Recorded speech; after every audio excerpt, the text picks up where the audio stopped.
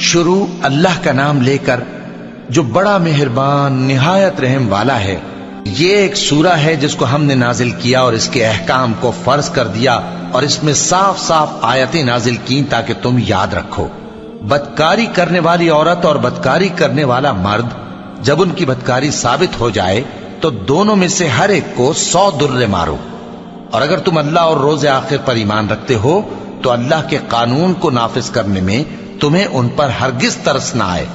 اور چاہیے کہ ان کی سزا کے وقت مسلمانوں کی ایک جماعت بھی موجود ہو۔ بدکار مرد تو بدکار یا مشرک عورت کے سوا کسی سے نکاح نہیں کرتا، اور بدکار عورت کو بھی بدکار یا مشرک مرد کے سوا اور کوئی نکاح میں نہیں لاتا، اور یہ یعنی بدکار عورت سے نکاح کرنا مومنوں پر حرام ہے۔ اور جو لوگ پرہیزگار عورتوں کو بدکاری کا عیب لگائیں اور اس پر 4 گواہ نہ لائیں تو ان کو 80 درے مارو، اور کبھی ان کی شہادت قبول نہ کرو، اور یہی بد کردار ہیں۔ ہاں، جو اس کے بعد توبہ کر لیں اور اپنی حالت سنوار لیں تو اللہ بھی بخشنے والا ہے، مہربان ہے۔ اور جو لوگ اپنی بیویوں پر بدکاری کی تہمت لگائیں اور خود ان کے سوا اور گواہ نہ ہوں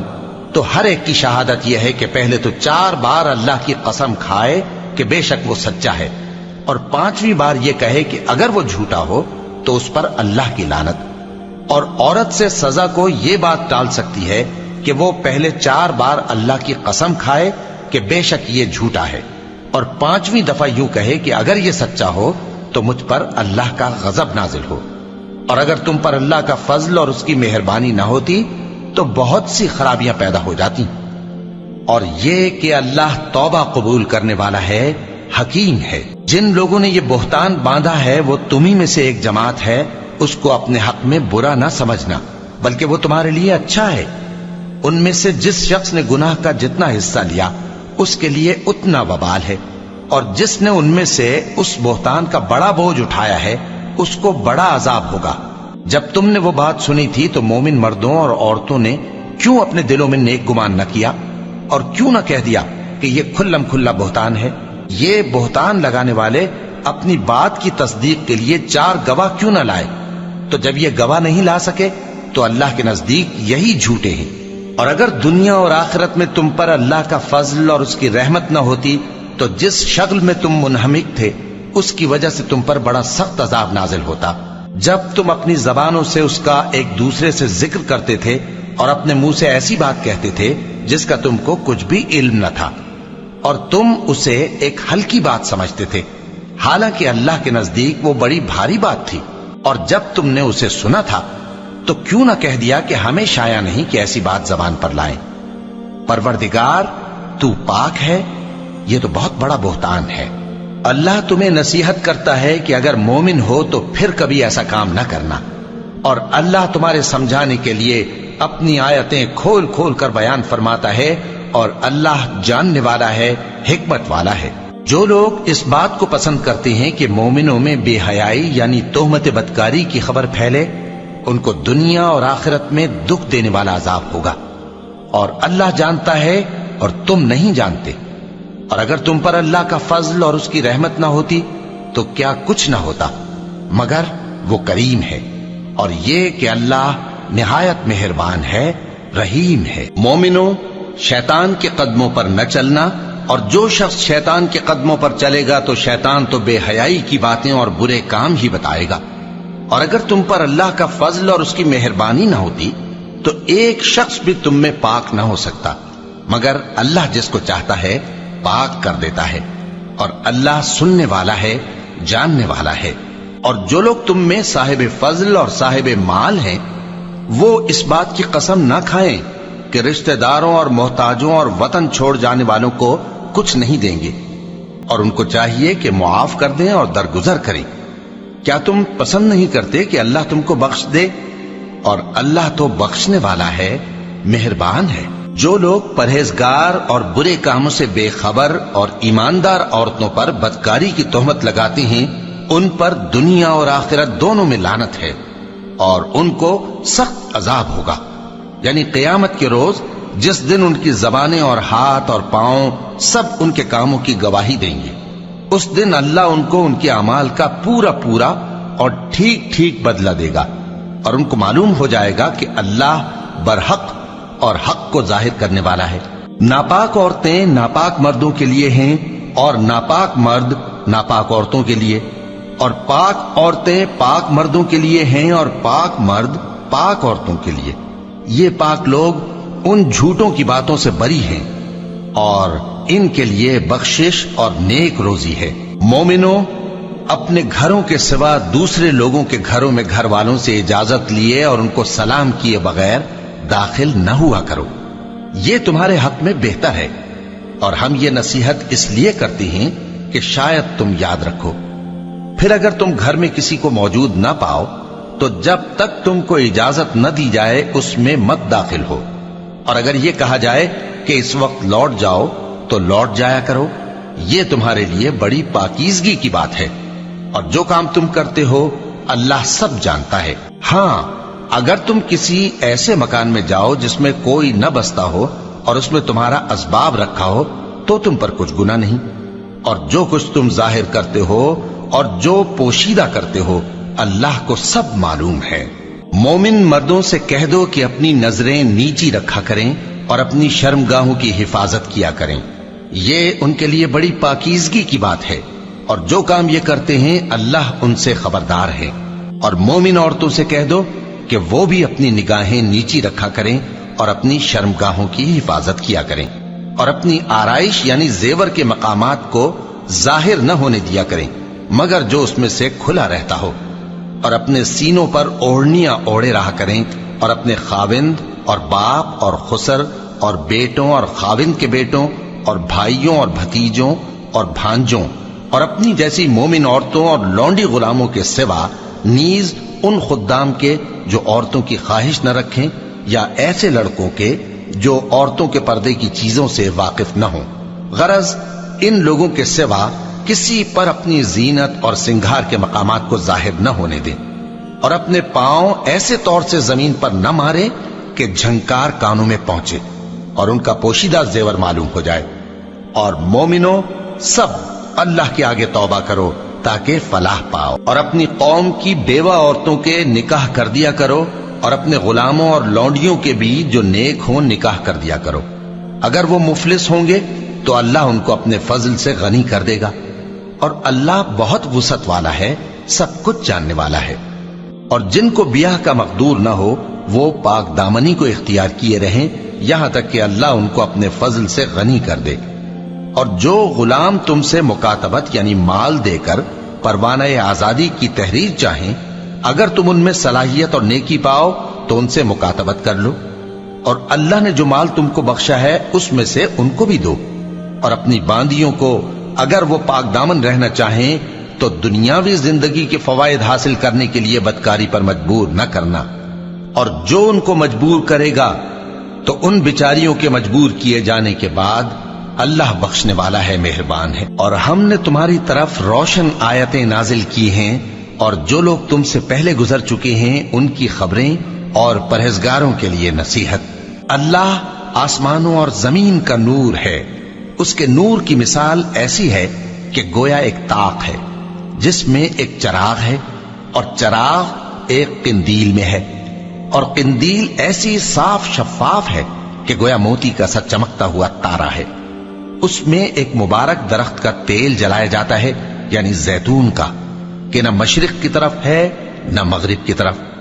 ایسا معلوم ہوتا ہے کہ اس کا تیل خواہ آگ اسے نہ بھی چھوئے جلنے کو تیار ہے،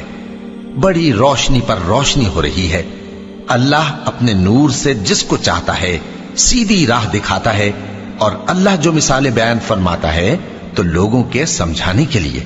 اور اللہ ہر چیز سے واقف ہے۔ وہ قندیل ان گھروں میں ہے جن کے بارے میں اللہ نے ارشاد فرمایا ہے کہ بلند کیے جائیں اور وہاں اللہ کے نام کا ذکر کیا جائے، اور ان میں صبح و شام اس کی تسبیح کرتے ہیں۔ ایسے لوگ جن کو اللہ کے ذکر اور نماز پڑھنے اور زکوٰۃ دینے سے نہ سوداگری غافل کرتی ہے نہ خرید و فروخت، وہ اس دن سے جب دل خوف اور گھبراہٹ کے سبب الٹ جائیں گے اور آنکھیں اوپر چڑھ جائیں گی ڈرتے ہیں، تاکہ اللہ ان کو ان کے اعمال کا بہت اچھا بدلہ دے اور اپنے فضل سے زیادہ بھی عطا فرمائے۔ اور اللہ جس کو چاہتا ہے بے حساب رزق دیتا ہے۔ اور جن لوگوں نے کفر کیا ان کے اعمال کی مثال ایسی ہے جیسے میدان میں ریت کہ پیاسا اسے پانی سمجھے، یہاں تک کہ جب اس کے پاس آئے تو اسے کچھ بھی نہ پائے اور اللہ ہی کو اپنے پاس دیکھے تو وہ اسے اس کا حساب پورا پورا چکا دے، اور اللہ جلد حساب کرنے والا ہے۔ یا ان کے اعمال کی مثال ایسی ہے جیسے گہرے سمندر میں اندھیرے جس پر لہر چڑھی چلی آتی ہو اور اس کے اوپر اور لہر آ رہی ہو اور اس کے اوپر بادل ہو، غرض اندھیرے ہی اندھیرے ہوں، ایک پر ایک چھایا ہوا، جب اپنا ہاتھ نکالے تو کچھ نہ دیکھ سکے۔ اور جس کو اللہ روشنی نہ دے اس کو کہیں بھی روشنی نہیں مل سکتی۔ کیا تم نے نہیں دیکھا کہ جو لوگ آسمانوں اور زمین میں ہیں اللہ کی تسبیح کرتے رہتے ہیں، اور پر پھیلائے ہوئے پرندے بھی، اور سب اپنی نماز اور تسبیح کے طریقے سے واقف ہیں، اور جو کچھ وہ کرتے ہیں سب اللہ کو معلوم ہے، اور آسمان اور زمین کی بادشاہی اللہ ہی کے لیے ہے اور اللہ ہی کی طرف لوٹ کر جانا ہے۔ کیا تم نے نہیں دیکھا کہ اللہ ہی بادلوں کو چلاتا ہے، پھر ان کو آپس میں ملا دیتا ہے، پھر ان کو تہ بتہ کر دیتا ہے، پھر تم دیکھتے ہو کہ بادل سے مے نکل کر برس رہا ہے، اور آسمان میں جو اولوں کے پہاڑ ہیں ان سے اولے نازل کرتا ہے، تو جس پر چاہتا ہے اس کو برسا دیتا ہے اور جس سے چاہتا ہے ہٹا رکھتا ہے۔ اور بادل میں جو بجلی ہوتی ہے اس کی چمک آنکھوں کو خیرہ کر کے بینائی کو اچ کے لیے جاتی ہے۔ اللہ ہی رات اور دن کو بدلتا رہتا ہے، اہل بصارت کے لیے اس میں بڑی عبرت ہے۔ اور اللہ ہی نے ہر چلنے پھرنے والے جاندار کو پانی سے پیدا کیا، تو ان میں سے بعض ایسے ہیں کہ پیٹ کے بل چلتے ہیں، اور بعض ایسے ہیں جو 2 پاؤں پر چلتے ہیں، اور بعض ایسے ہیں جو 4 پاؤں پر چلتے ہیں۔ اللہ جو چاہتا ہے پیدا کرتا ہے، بے شک اللہ ہر چیز پر قادر ہے۔ ہم ہی نے روشن آیتیں نازل کی ہیں، اور اللہ جس کو چاہتا ہے سیدھے راستے کی طرف ہدایت کرتا ہے۔ اور بعض لوگ کہتے ہیں کہ ہم اللہ پر اور رسول پر ایمان لائے اور ان کا حکم مان لیا، پھر اس کے بعد ان میں سے ایک فریق پھر جاتا ہے، اور یہ لوگ صاحب ایمان ہی نہیں ہیں۔ اور جب ان کو اللہ اور اس کے رسول کی طرف بلایا جاتا ہے تاکہ پیغمبر ان کا قضیہ چکا دیں، تو ان میں سے ایک فریق منہ پھیر لیتا ہے، اور اگر ان کو حق ملتا ہو تو اس کی طرف قبول کر کے چلے آتے ہیں۔ کیا ان کے دلوں میں بیماری ہے یا یہ شک میں ہیں، یا ان کو یہ خوف ہے کہ اللہ اور اس کا رسول ان پر ظلم کریں گے؟ نہیں، بلکہ یہ خود ہی ظالم ہے۔ مومنوں کی تو یہ بات ہے کہ جب اللہ اور اس کے رسول کی طرف بلائے جائیں تاکہ وہ ان میں فیصلہ کریں تو کہیں کہ ہم نے حکم سن لیا اور مان لیا، اور یہی لوگ فلاح پانے والے ہیں۔ اور جو شخص اللہ اور اس کے رسول کی فرما برداری کرے گا اور اس سے ڈرے گا اور اس کا تقوی اختیار کرے گا تو ایسے ہی لوگ مراد کو پہنچنے والے ہیں۔ اور یہ اللہ کی سخت سخت قسمیں کھاتے ہیں کہ اگر تم ان کو حکم دو تو سب گھروں سے نکل کھڑے ہوں۔ کہہ دو کہ قسمیں مت کھاؤ، پسندیدہ فرما برداری درکار ہے، بے شک اللہ تمہارے سب اعمال سے خبردار ہے۔ کہہ دو کہ اللہ کی فرما برداری کرو اور رسول کے حکم پر چلو، اگر منہ موڑو گے تو رسول پر اس چیز کا ادا کرنا ہے جو ان کے ذمے ہے، اور تم پر اس چیز کا ادا کرنا ہے جو تمہارے ذمے ہے۔ اور اگر تم ان کے فرمان پر چلو گے تو سیدھا رستہ پالو گے، اور رسول کے ذمے تو صاف صاف پہنچا دینا ہے۔ جو لوگ تم میں سے ایمان لائے اور نیک کام کرتے رہے ان سے اللہ کا وعدہ ہے کہ ان کو ملک کا حاکم بنا دے گا، جیسا ان سے پہلے لوگوں کو حاکم بنایا تھا، اور ان کے دین کو جسے اس نے ان کے لیے پسند کیا ہے مستحکم و پائیدار کرے گا، اور خوف کے بعد ان کو امن بخشے گا۔ وہ میری عبادت کریں گے اور میرے ساتھ کسی چیز کو شریک نہ بنائیں گے، اور جو اس کے بعد کفر کرے تو ایسے ہی لوگ بد کردار ہیں۔ اور نماز پڑھتے رہو اور زکوٰۃ دیتے رہو اور پیغمبر کے فرمان پر چلتے رہو تاکہ تم پر رحمت کی جائے۔ اور ایسا خیال نہ کرنا کہ کافر لوگ ہم کو زمین میں مغلوب کر دیں گے، ان کا ٹھکانہ دوزخ ہے اور وہ بہت برا ٹھکانہ ہے۔ مومنوں، تمہارے باندی غلام اور جو بچے تم میں سے بلوغ کو نہیں پہنچے 3 دفعہ یعنی 3 اوقات میں تم سے اجازت لیا کریں، ایک تو نماز فجر سے پہلے، اور دوسرے گرمی کی دوپہر کو جب تم کپڑے اتار دیتے ہو، اور تیسرے عشاء کی نماز کے بعد۔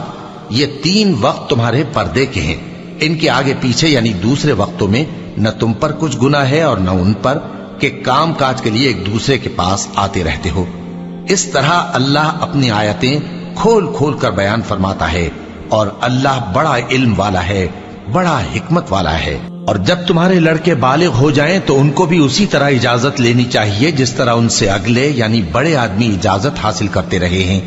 اس طرح اللہ تم سے اپنی آیتیں کھول کھول کر بیان فرماتا ہے، اور اللہ جاننے والا ہے، حکمت والا ہے۔ اور بڑی عمر کی عورتیں جن کو نکاح کی توقع نہیں رہی اور وہ زائد کپڑے اتار کر سر ننگا کر لیا کریں تو ان پر کچھ گناہ نہیں، بشرطے کہ اپنی زینت کی چیزیں نہ ظاہر کریں،